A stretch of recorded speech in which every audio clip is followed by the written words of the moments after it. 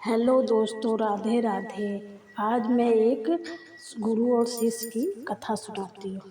अपने कला पे घमंड ना करें, गुरु की सलाह का सम्मान करें तो बड़ा लक्ष्य हो सकता है। गुरु से अच्छा खिलौना बनाता था शिष्य। इस कारण शिष्य को हो रहा था अहंकार। गुरु ने सोचा कि ऐसा करना योग नहीं है।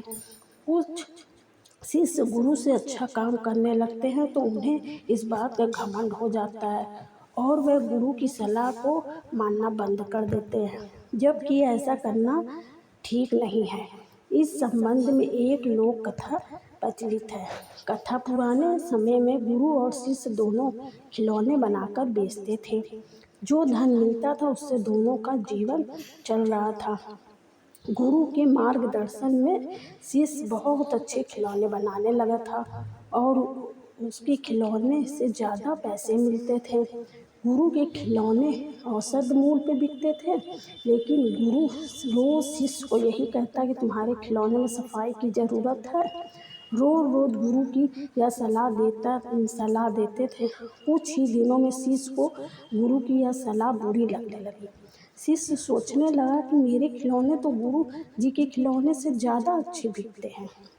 शायद इसलिए गुरु जी जलन हो रही है, इसलिए वह रोज मुझे यह सलाह दे रहे हैं। एक दिन गुरु की सलाह से तंग आकर शिष्य गुस्सा सा गया और शिष्य ने गुरु से कहा, गुरु जी मैं तो आपसे अच्छे खिलौने बना रहा हूँ, मेरे खिलौने के ज़्यादा पैसे मिलते हैं, फिर भी आप मुझे अच्छे खिलौने बनाने के लिए कहते हैं, जबकि मुझसे ज़्यादा तो आपके काम में सुधार करने की ज़रूरत है। गुरु समझ गए कि शिष्य में घमंड आ गया है और उन्होंने शिष्य से सिर्फ धीमी वाणी में कहा, बेटा जब मैं तुम्हारी उम्र का था ना, तब मेरे खिलौने भी मेरे गुरु के खिलौने से ज़्यादा अच्छे पैसे में बिकते थे। एक दिन मैंने भी तुम्हारी ही तरह गुरु से यही बात कही।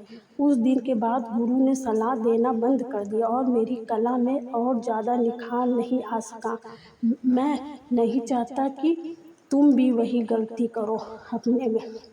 गुरु ने शिष्य से गुस्सा नहीं किया और धीमी आवाज़ में जो कहा शिष्य को बहुत अच्छी तरह से समझ में आ गया। उसने गुरु से क्षमा मांगी और अपनी कला को निखारने में लग गया।